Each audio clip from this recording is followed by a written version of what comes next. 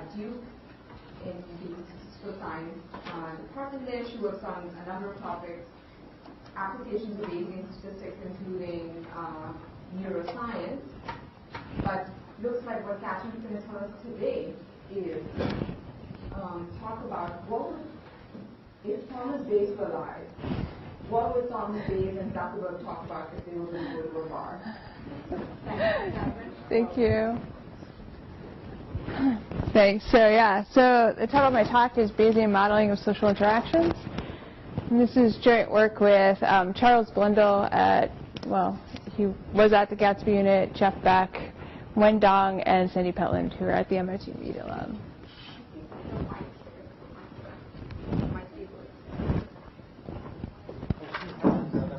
Yeah, so this is supposed to be... She's got the other mic on already. Oh, you do? Can we hear? Can you hear her in the back? The mics are really... The lapel mics on. The word mic on the camera. Yes. Yeah. So if I point it more in my direction, can you guys hear me better? Okay, cool.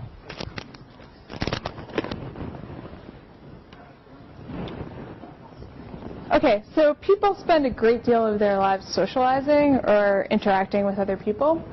And since social interactions make up so much of our lives, understanding them is a fundamental part of understanding human behavior. And so what we'd like to do is we'd like to be able to make better predictions about people's social behavior and possibly improve the interactions that they're making in order to make them somehow more beneficial. Social interactions are very complex, so analyzing and modeling them isn't really an easy task. And this is really a good area for interdisciplinary research going forward because it can benefit both from the modeling know-how of statisticians and computer scientists and also from a deeper understanding of the subtleties of human behavior that's studied by cognitive and social scientists.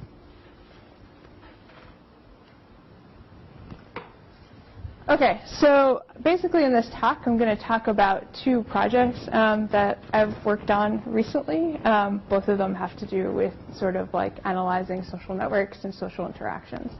The first project is basically, it's called Modeling Reciprocating Relationships with Hots Processes, and it's basically about looking at people's actual interactions within a social network and trying to extract from that some kind of network structure. And the second one is graph-coupled hidden Markov models for modeling the spread of infection. And so that's looking at people's actual physical interactions within a social network over time and trying to determine whether we can predict like who's going to get sick from interacting with whom.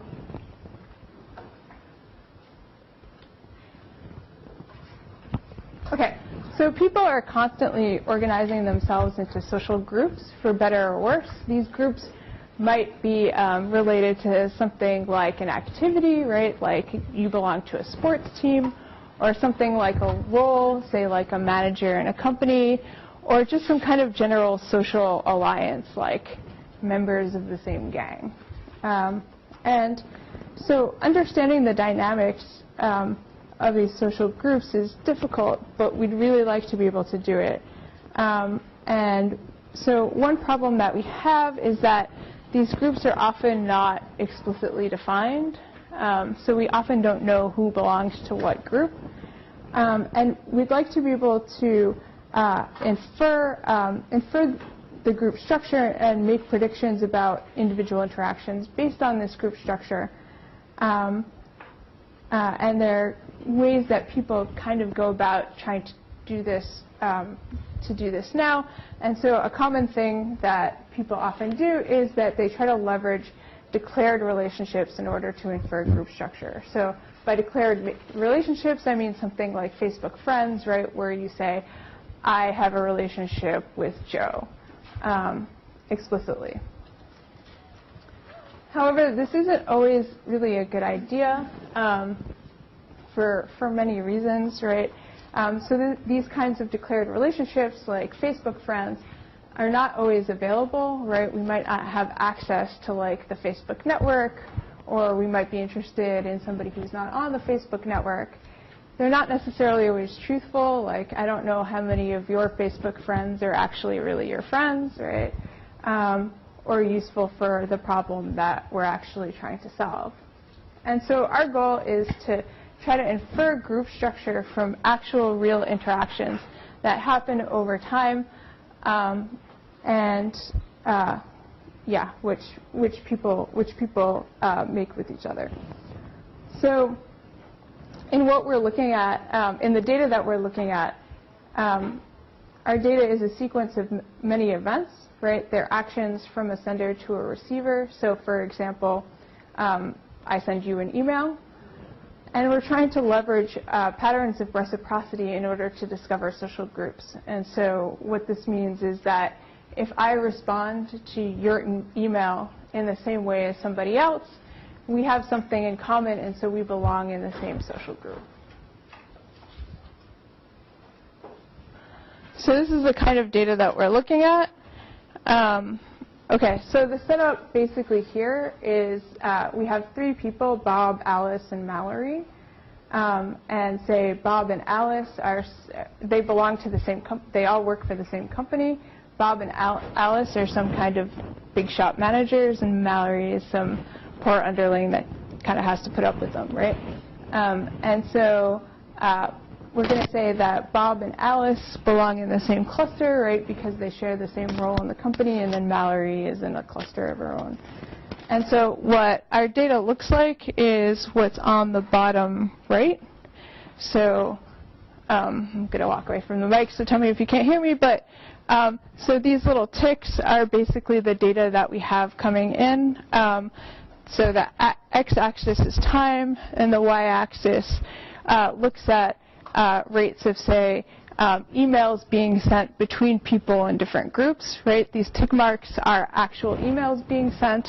The color of the tick marks represents who sent them. Basically the story that's going on here, right, is that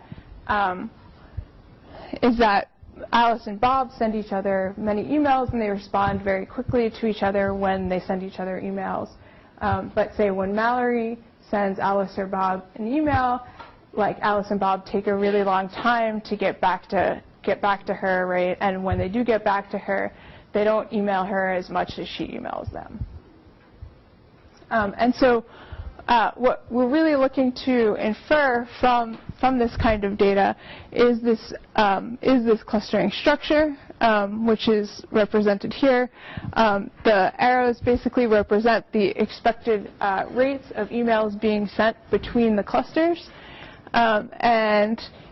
Here basically are the rates of emails over time, right? So we want to infer these rates and this clustering structure.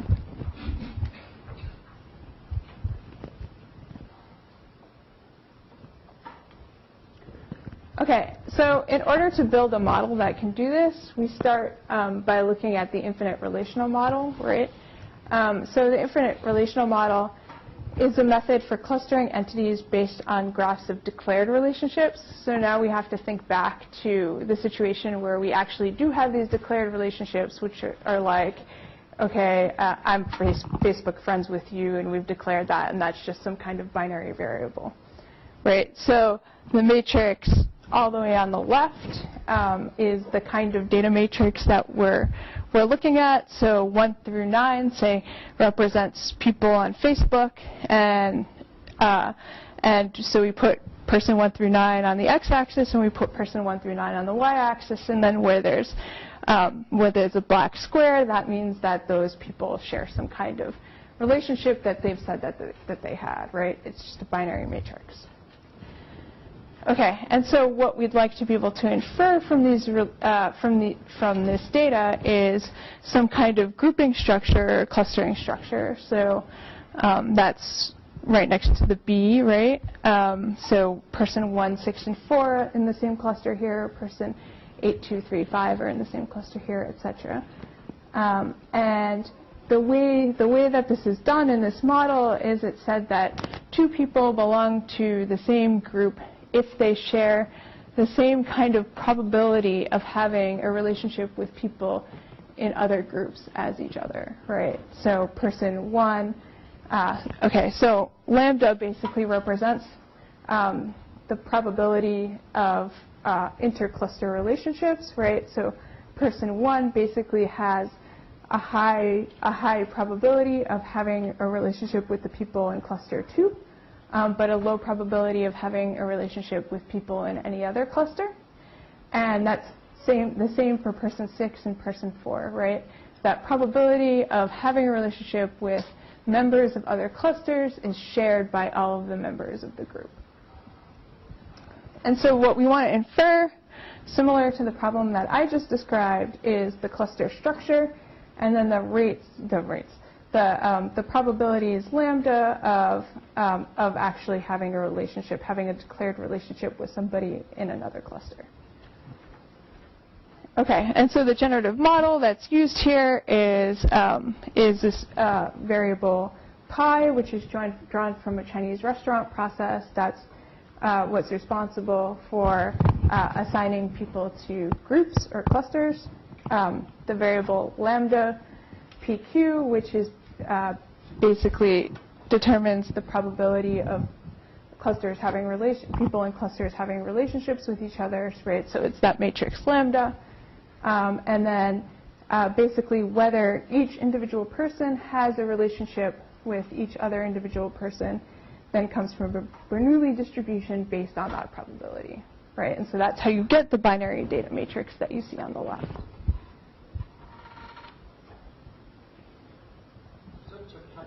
So we should think of this as like a stochastic block model with the distribution over the prior distribution over the block structure. Yeah, so... and with an infinite set of individuals. Yeah, that's right. So if you take person 1 through 9 and rearrange them in terms of their group membership, you get this kind of blocky structure that you see in the data matrix, on the output matrix on the right. So sorry, just one other question, or two other questions, just quickly by way of clarification. So one thing is that the structure you're showing here doesn't show anything about like the rates of email between Alice and Mallory, just whether they have a relationship or something. Yeah, that's right. So I haven't gotten. So we're going to basically the IRM is like our starting out point, and the IRM can only handle declared relationships, right? So it can only handle these binary matrices, and we want to be able to kind of extend that paradigm so that this kind of model can deal with whole time sequences of events, and that's what we're about to do. And the other clarifying question was: is the CRP give you a good distribution over group sizes for your application? It seems to work okay for us in practice. I mean, you can try to use something with a more sort of like even prior structure over cluster sizes, which we didn't try to do. But I mean, you give up sort of like learning the number of clusters. I don't know what the actual group sizes are actually distributed in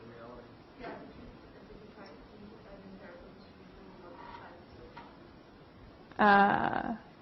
No, I mean, I think for a lot of the data that we're working with, there's not really ground truth, right, for the actual clusterings that are being discovered, right? So it's like I can show you pictures of some of the clusterings that we discovered for particular data sets, and you can sort of subjectively look at them like you would kind of look at like a list of words that belong to a topic and be like, okay, well, this makes sense or this doesn't make sense. But the actual quantitative evaluation that we do is predictive.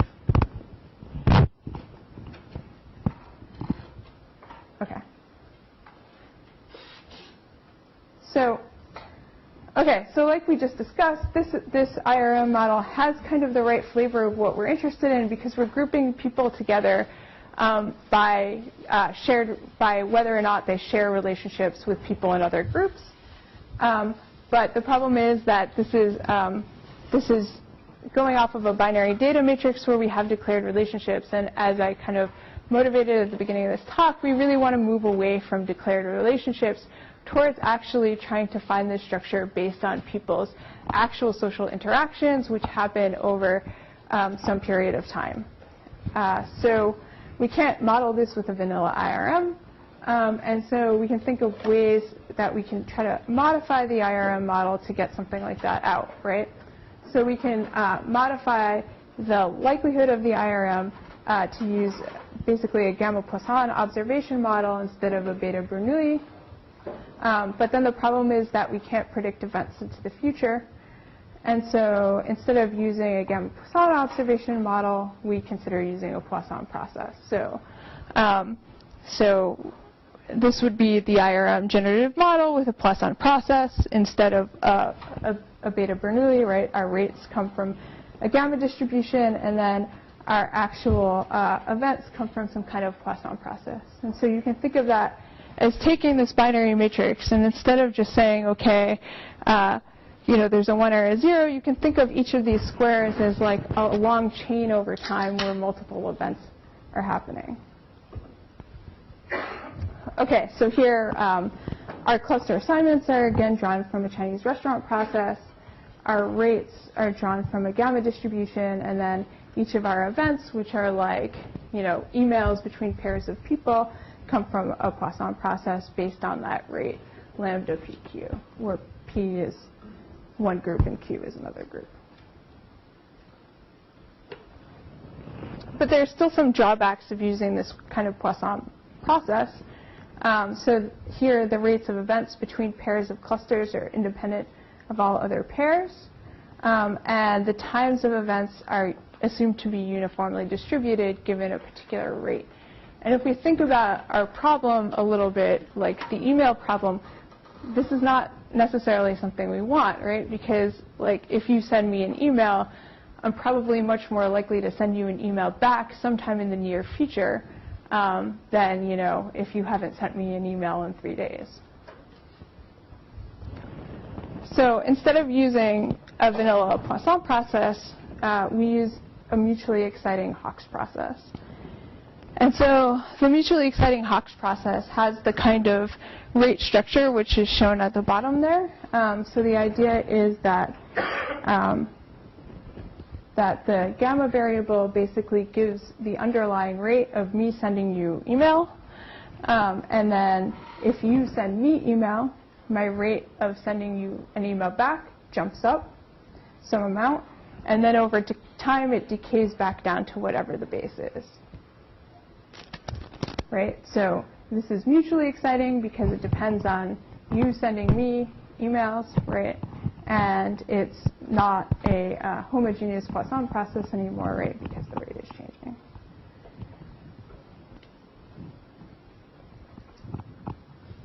Okay, so the particular function which governs like these jumps in rate is basically exponential. So we have this beta parameter which controls the jump height, and then a tau parameter which controls how fast it decays back down to the baseline level. Okay, so this is the final generative model that we basically end up using, right? So here pi, our group assignments are still come from a Chinese restaurant process. Our rate lambda PQ, so these are groups P and Q, right? So our rate of emails being sent from somebody in group P to somebody in group Q is now governed by this equation, which has the kind of rate structure which I showed you on the previous slide. And then our actual interactions, our emails, say, being sent from somebody in group P to somebody in group Q, is drawn from a Hawkes process based on this rate structure, and then actual individual emails that go from person U to person V is then just determined by a thinning of that particular Hawkes process. And we just use uniform thinning, which basically means that that events are randomly assigned uniformly to individuals within a particular group. Yeah. So let me see if I understand the thing. This is just, again, clarification. So you're saying that this is modeling group P sending messages to group Q, and the Hawkes process says that that will cause members of group Q to send messages back to group P, but not necessarily the same. Yes, right. that's so true. If I send a message to Duke, then that will cause somebody at Duke to send a message back to Johns Hopkins, but not necessarily. Yeah, so that's not necessarily a good assumption in all cases, and I think that's like totally valid, but it is a good assumption in other cases, like if I shoot somebody in your gang, right, somebody else in your gang might come and shoot me, right? Sure, right. And, you know, we all talk to each other within our diversity of there. Yeah. Yeah. So the uniform thinning assumption, thinning can be done in other ways as well. This is just sort of a common way in the way that we happen to adopt.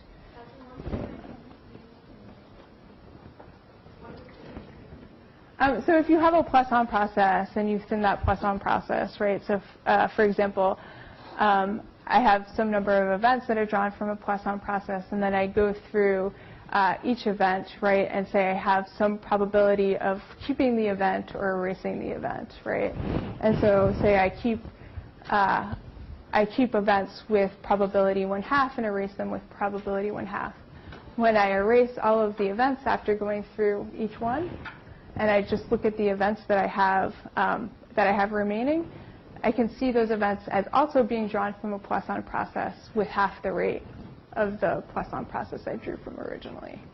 Oh, sorry, the thinning here, you're actually doing thinning. I thought you meant that you were doing allocation of the events. It is in fact allocation. You can just see that as thinning, right? Because if you look at any particular pair, it's like a thinned version of what's going on for all of the groups. So all of the events do end up assigned or allocated. Right, you have this constraint for things sum to 1. I mean, sorry, sum up to n pi pi.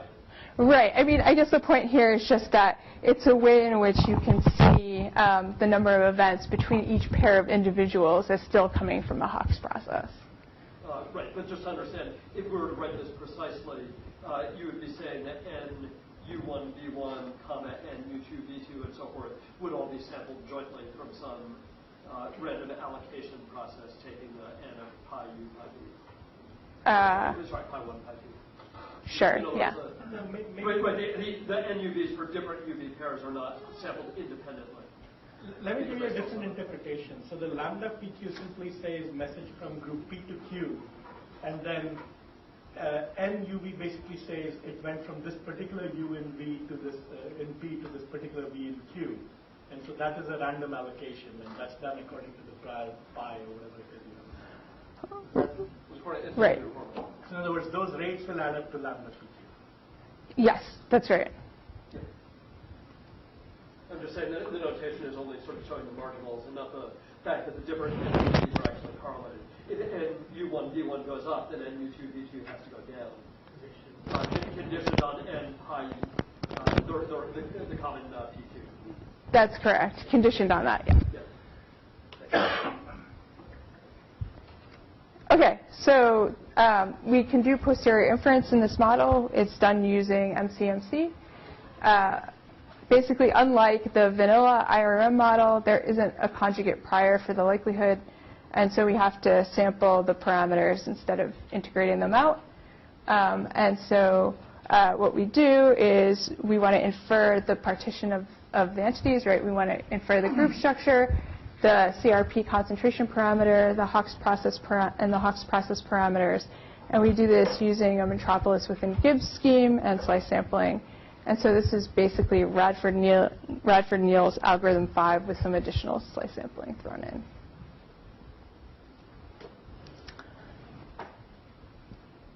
Okay, and then we ran our model on a bunch of data sets. So here, for example, is a data set from the Santa Barbara conversation corpus.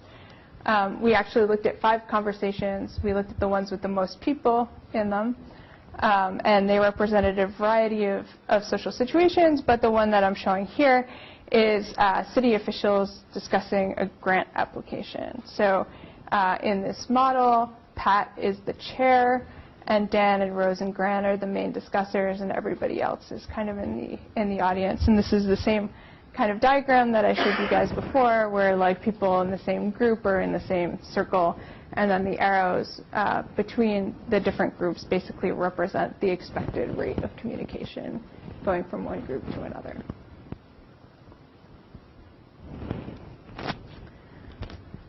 This is another experiment that we did.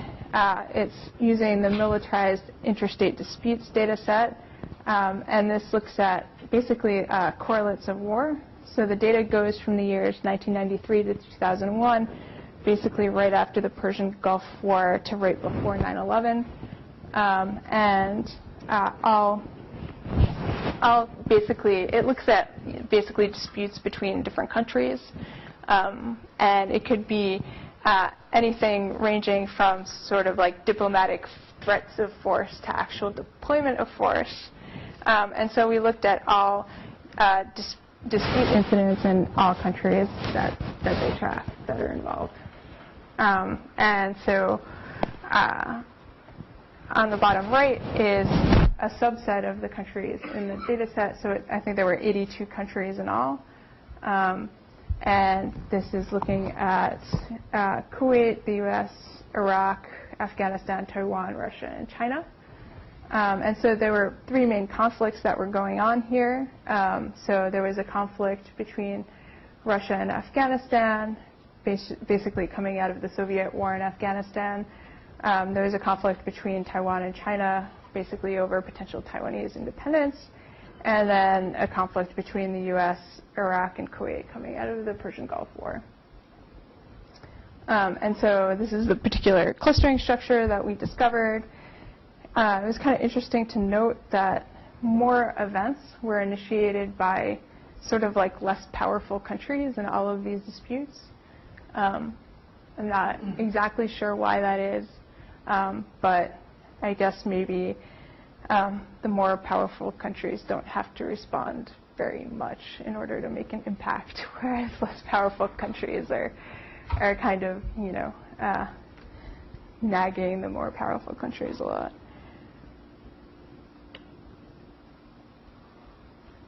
Okay, and so this is sort of more quantitative results, right? So here we're looking at the log predictive probabilities of events falling in the last 10% of time for all of these kinds of time series, right? So we run the model on the first 90% of events, and then we try to predict the last 10% of events. And so, what's shown here is log predictive likelihood with standard error also shown. And so we also run this on the Enron data. We look at the 5 longest threads of basically email threads available in the Enron data set.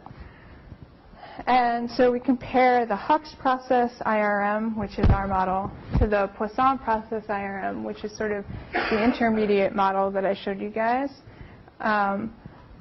Basically, the difference being that the Hux process model captures more structure in rate changes. And then we can also compare to a single Hux process and a single Poisson process, neither of which capture group structure.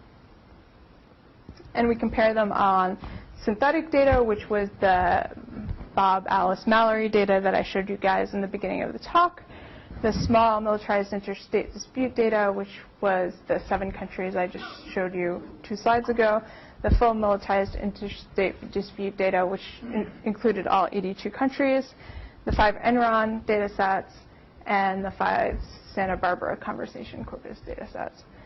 And for all of these data sets, the Hux process IRM does a better job at prediction than any of the other models. Yeah?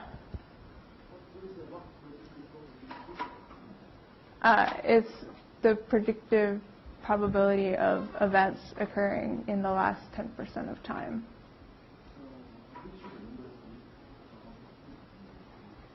Sorry?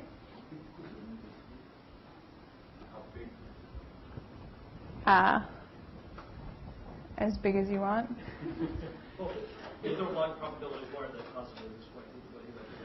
Right, because we're dealing with continuous distributions, so. I mean, I guess if you wanted to get a sense for it, you could have the normalized log probability by the number of events, and then compare that to some kind of entropy of the process or something. Sure. That's the way you could get a sense of how much better than random these are, for example. I think that's it. Is that where you're having trouble? I think the question is this any good? Right. So these scores are meaningful in comparison with each other, right? And so the intention here is really to compare our model with the other three models that I just described, right? And so what the raw numbers mean themselves, who knows, right? But when you compare them to each other, it gives you some idea of which model is actually making better predictions. Also, I don't know if you already do it, probably not. You don't divide by the number of events you predicted, right? This is just a total log likelihood. Yeah, that's right. So the reason I was asking if you could do a normalized log likelihood is because right now, for example, I don't know whether let's say Enron 1, whether 304.9 is much worse than 335 or not. If it was over 100 events, that's like 3 bits worth of information. But if it was over 1 million events, it's almost nothing. So in some sense, if you had given us a per sample log likelihood, a normalized one, I would interpret it a little bit more, saying, oh, you have a 2-bit advantage over there, and things like that. Sure. Okay, but right now, I agree that with Ben that it's hard for me to tell whether this is a worthwhile improvement or not. Don't worry about me. I'm predicting someone else. All right, so over there. You're to blame. Right. I mean, really, the point was really just comparison to the other models, right? And it was more like an up or down kind of thing. I'd like to know how much But yeah, information there is in the model. understandable. All right. So, so we have a bunch of extensions to this work that we're working on. One's called the Bayesian echo chamber. So the idea here is, I just talked about binary events occurring over time, right? And one could think about trying to incorporate more information associated with these events, right? So if I send you an email, that email has actual content, right? And so that content might be useful in determining something like group structure. So we're looking at integrating dynamic topic models or language models into this framework. And the idea here is that you can also start to pull out other interesting things by doing this, like some sense of power influence, because if you think of power influence being measured by language drift, right? So if you have like a more powerful person and a less powerful person in conversation, right, the language of the less powerful person will tend to drift more towards the more powerful person, right? And this is something that you can actually get a handle on by integrating the language into this model.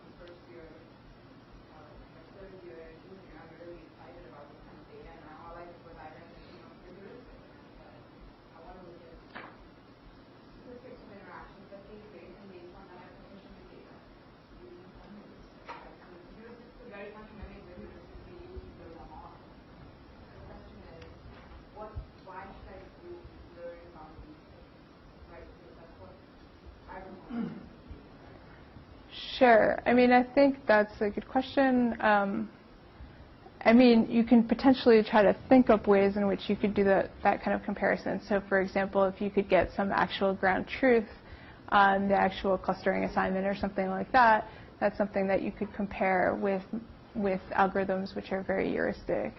But, I mean, I think this also gets back to, like, why are we interested in probabilistic modeling or Bayesian modeling in general? And it's because, you know, it allows us to do certain things that are more difficult to do or more difficult to do in a principled manner with just a heuristic algorithm, right? Like predict predict behavior or predict interactions into the future.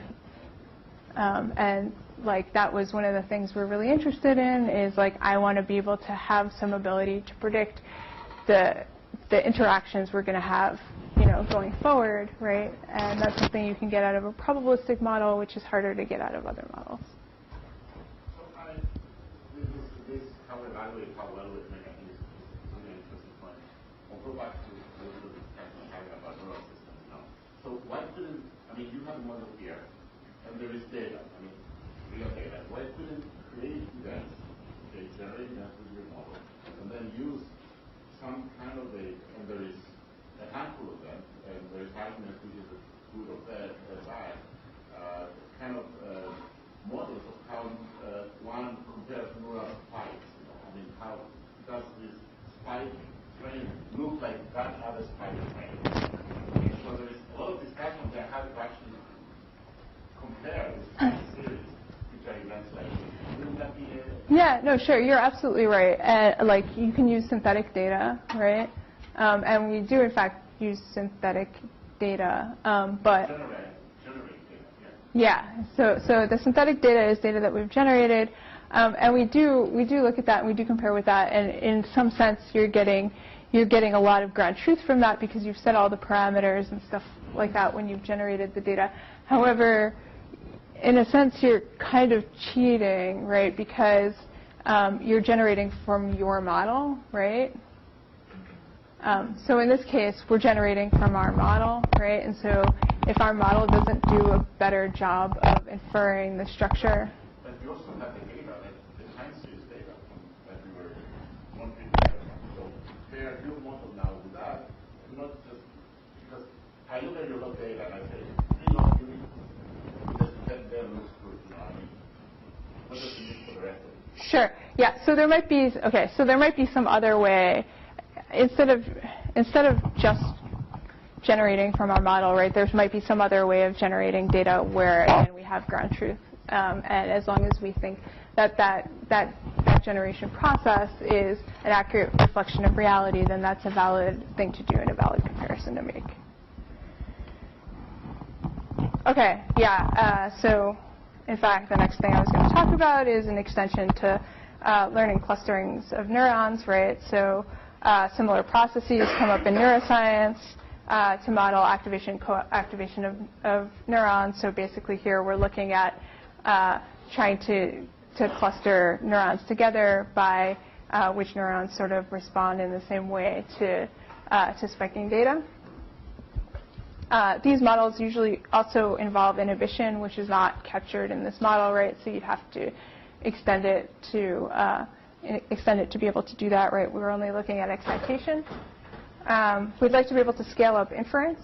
So one way that you can do this is by, for example, saying that, okay, events that happen far enough back in time we're just going to forget about, so we don't have to worry about incorporating them into our model. To deal with unknown recipients, so here we always assume that we had a sender and we had a receiver, and we knew who they were.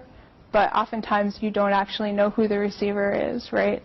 And so you'd like to be able to do something like marginalize over all possible receivers, or somehow deal with people who are like broadcasting emails or web pages or whatever. Modeling interactions beyond reciprocity. Reciprocity patterns are one potential thing that you could be interested in terms of discovering group structure, but there are other phenomena that you might want to use to group people together. And then online bullying, it's like, can you use a framework like this to determine things like who's harassing who on Facebook? And this is kind of an interesting question, right? Because you can look at, like, can I actually use rates of interactions like on Facebook in order to, like, discover groups of people who are actually harassing other people?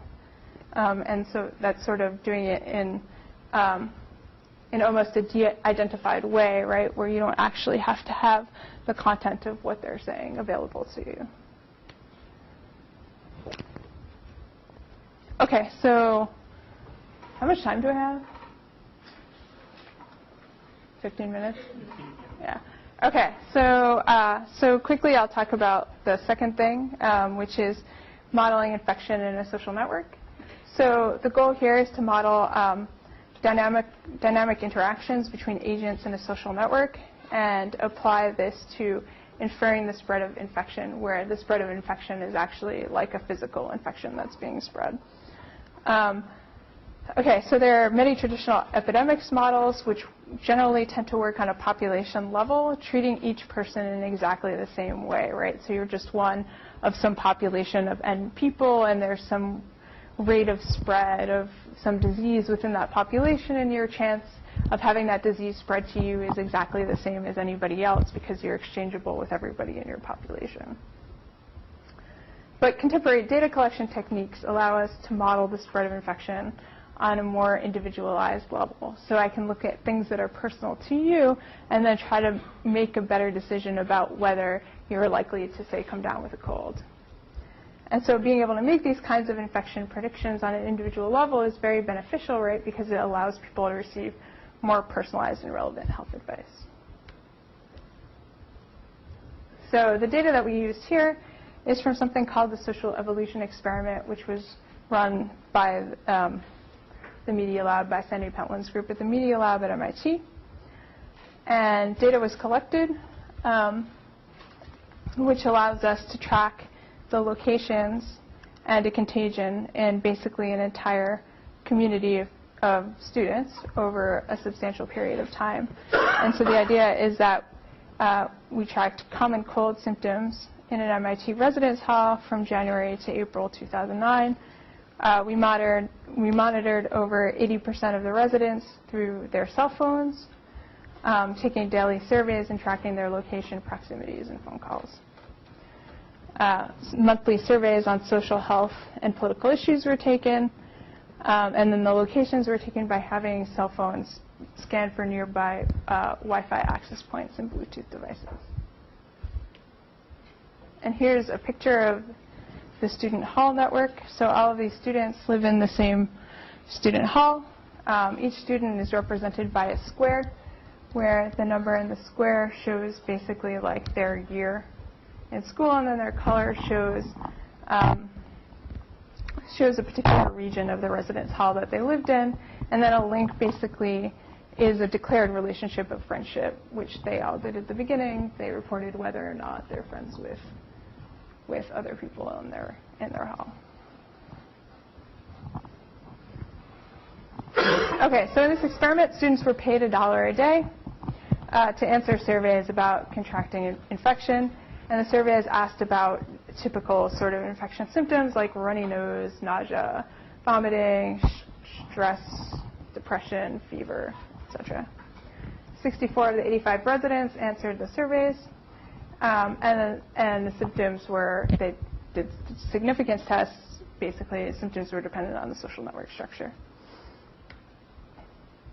Okay, and so what we want to do is we want to leverage this data to predict the spread of infection to individuals in the social network.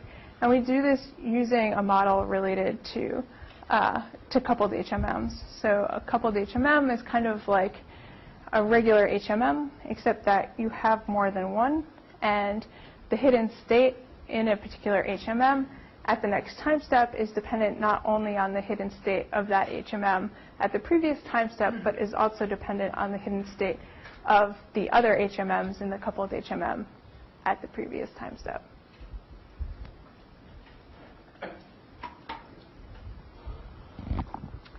Okay, so we use something called graph-coupled HMMs, which is really just a simple extension of a coupled HMM, where we associate with each person in the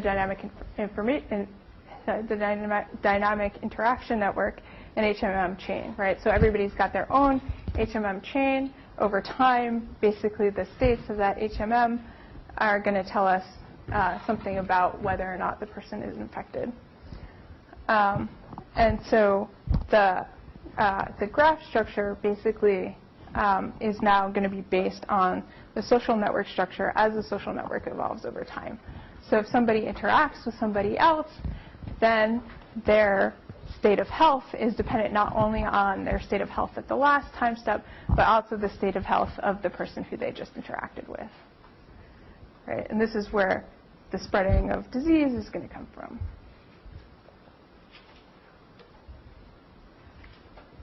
Okay, so inference in coupled HMMs in general is very hard.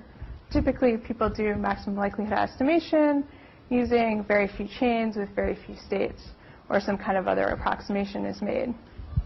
And so in the worst case, the graph-coupled HMM inference is basically as difficult as or is exactly as difficult as the coupled HMM inference, right? Because the idea is that if the graph is fully connected, you just recover a very large coupled HMM.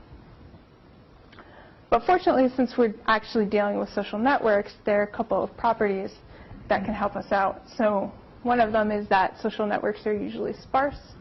So you can imagine at any given time step, the number of people that any particular person will have physically interacted with is very small.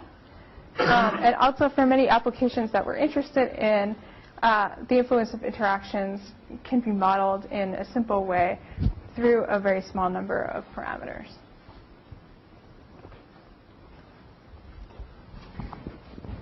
Okay, so in the case of this data, the influence of other HMMs can be summarized by like counts of interactions in the infectious state. So basically, we're just going to say that like the probability of you becoming infected depends on the number of people who you interacted with who were sick at the time that you interacted with them.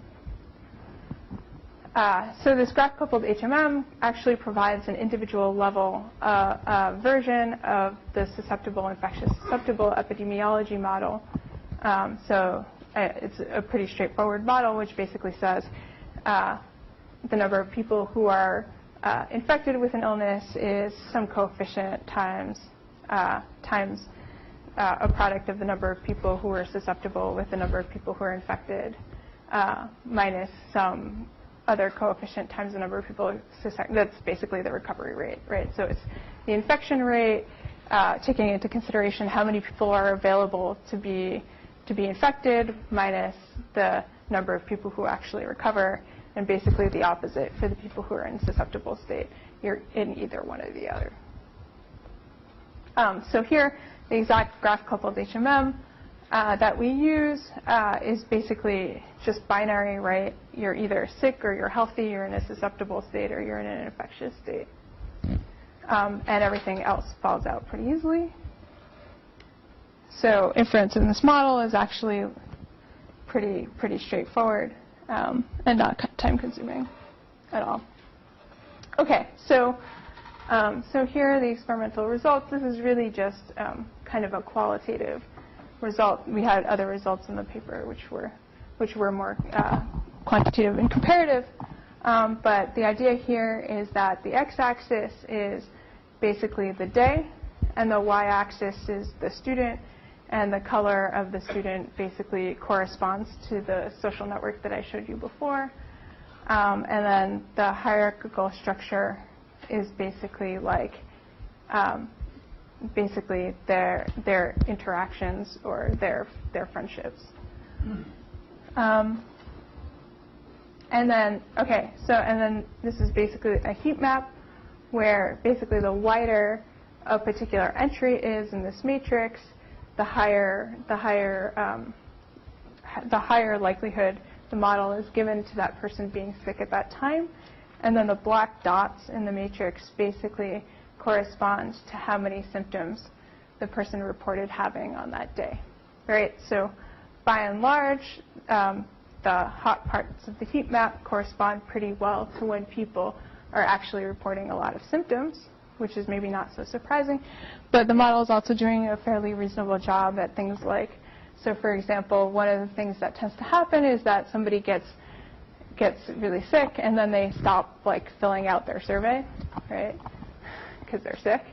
And so you end up with these gaps. And so the model is able to kind of like smooth over that pretty well, where you know, it can say, okay, I don't have any symptoms being reported to me, but I still think that you're sick.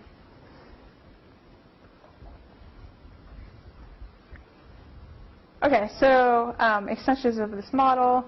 There are obviously other applications of this kind of model to network data, like modeling the influence of opinions, modeling things that are not physical that are spreading on social networks, scaling up to larger communities, non-parametric Bayesian extensions, and then trying to incorporate, this is a pretty simple model, right? So trying to incorporate other factors that might influence contracting an infection in real life. All right, thanks.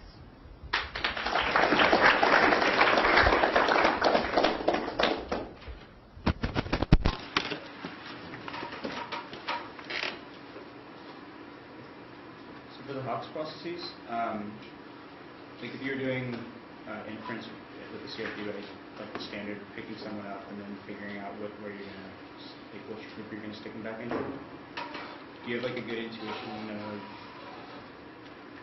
sort of like how does the extra expressive power of like this Hawks process and for each individual person sort of like give you, or, like, do you have an intuition for like what table you want to stick them back into, and like why it's better in your final model than the other three? Does that make sense? No. So I'm just trying to understand like how the like more complex like probability model sort of changes the way you look at putting a customer back at the table. Does that make sense? We can talk about it offline too. I just didn't know if you had like a quick And how it affects the movement of the set. Yeah, so like if I just use like a simple model. So when you're going to do posterior inference, right, the assumption that's being made in that model is that everybody in a group had the same underlying Hawks process structure, Hawks process parameters associated with them, right? And so basically the probability of their actions being governed by a particular Hawks process, which also has to model other people, is basically taken into account, right? So if my way of responding to people is completely different than yours, then we're not going to have a very high probability of having those actions being generated from the same Hawks process, right? Yeah. Thanks.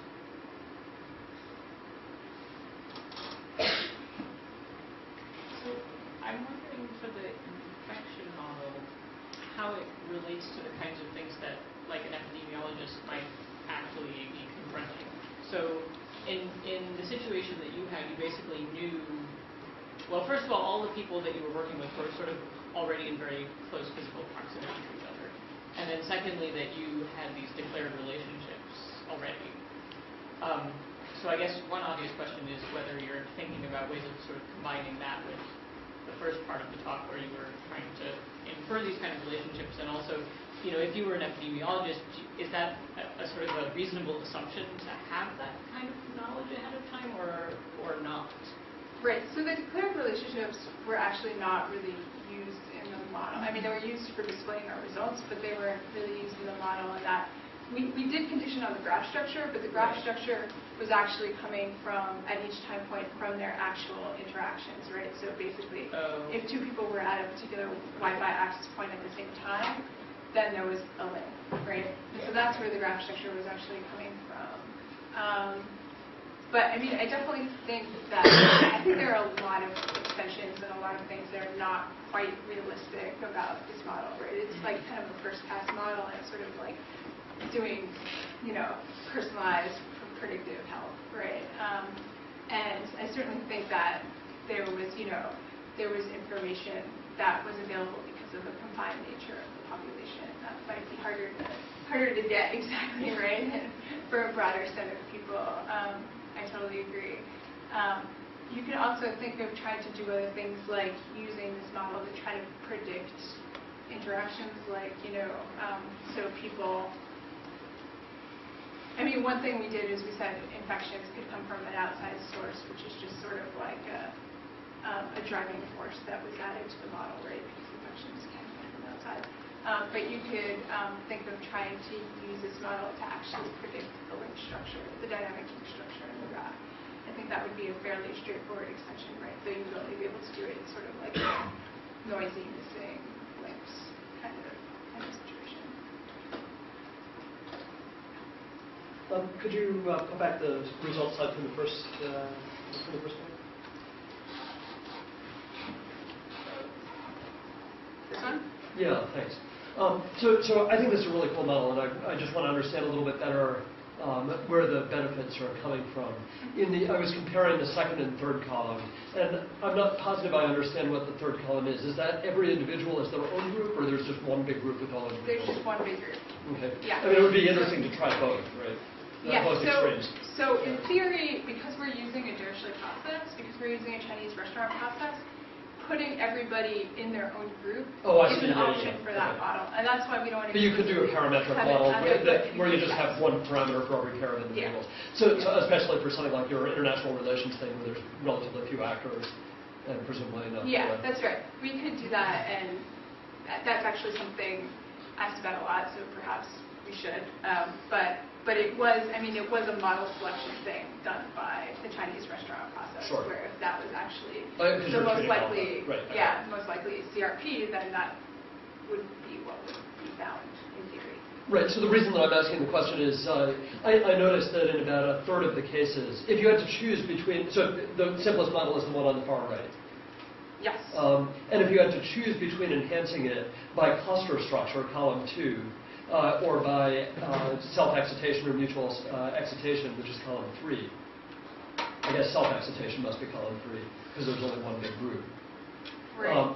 It looks like cluster structure is better in about 2/3 of the cases, but the just self-excitation is better in about 1/3 of the cases. And so this makes me think that there are some times when international relations, for example, just kind of heat up and everybody's sending messages to each other, and that's useful to know. And so this made me wonder whether an even better model might be one that had hierarchical clusters or overlapping groups. Oh yeah, I'm sure. Right, I'm sure having, particularly as you move to larger data sets, right, having more structure there in terms of the latent structure that you're using in order to model this and to do prediction would be really useful. I assume that that inference in the Hawks models would be hard if you didn't observe all of the events. So if you had to integrate over events, then it would be hard. Yeah. I don't know what the marginal of these processes looks like. So I can kind of see how you would do. The inference slide was quick enough that I'm kind of guessing what you did, but I can kind of imagine if you observe all the events, how you could reassign somebody from one group to another in an MCMC sampler. But it seems like it would be hard to compute the acceptance probabilities if you had to marginalize over events and mutual exciting processes. Yeah, I haven't worked that out explicitly, so I think that's correct. It seems like that should be correct. But yeah, it wasn't the case that we were dealing with. So yeah. But you imagine somebody's working with the 1% of Twitter they can get access to instead of the entire fire hose. Yeah, I think that would be really problematic, right? Having such a low proportion of events available. I'm sure there are ways you could kind of try to deal with that, but I think it would take a lot of effort beyond what's here now. Thanks.